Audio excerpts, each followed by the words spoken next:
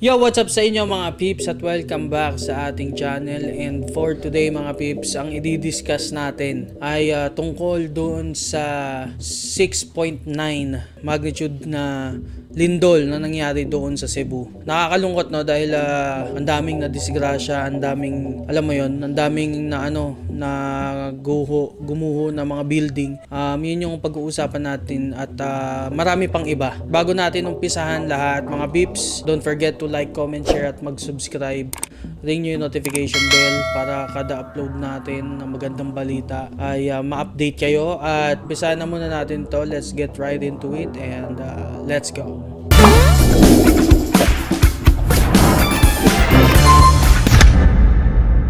Yun, nakita nyo naman na maraming nangyari this past few days. Meron tayong sunod-sunod na bagyo. Nagkakaroon ng gulo sa ating gobyerno. Maraming korupsyon na nangyayari. Gera sa ibang bansa. At marami pang iba. Lalo na yung earthquake, no? Na sobrang lakas. I think that's the first time. Hindi ko alam kung first time yon. Comment down below guys kung first time yung lindol na yon. So for today, i-discuss natin bakit ba nagkakaroon ng mga ganung pangyayari dito sa ating mundo. At isa lang yon sa mga signs na paparating na si Jesus, ang ating Diyos. Second coming.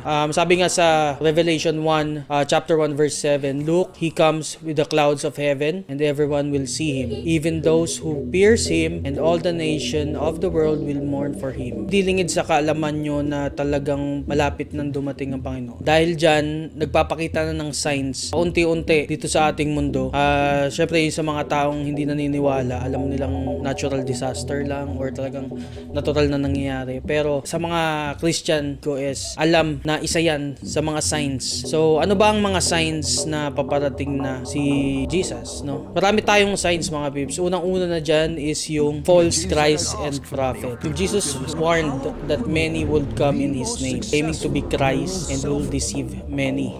Sabi sa Matthew 24 verse 4 to 5, Jesus told them, don't let anyone mislead you, for any will come in my name, claiming I am the Messiah. They will deceive many. Di rin naman lingid sa kaalaman natin na ang daming ganyan, no? Ang daming false prophet. Mag-name drop na tayo, pero kasi ito yung totoo. This is the truth. Si Kibuloy, ang dami pa sa ibang bansa na sinasabing sila ang Messiah. Pero alam naman natin na iisa lang ang Messiah at yun ay si Jesus Christ. Malapit na siyang dumating at bumalik dito sa ating mundo para kunin lahat ng believers at iwan lahat ng unbelievers dito sa mundo para sa kanyang judgment. Second sign natin mga peeps is yung wars and rumors of wars. Lahat naman tayo alam na natin yung mga balita na tungkol sa nagkaroon ng gera nung nakaraan lang sa Israel, di ba? Nababalita naman yan, so nakikita naman talaga natin. Kaya nga sabi sa Matthew chapter 24 verse 6 to 7, and you will hear of wars and threats of wars, but don't panic. These things must take place, but the end won't follow immediately. Hindi kagad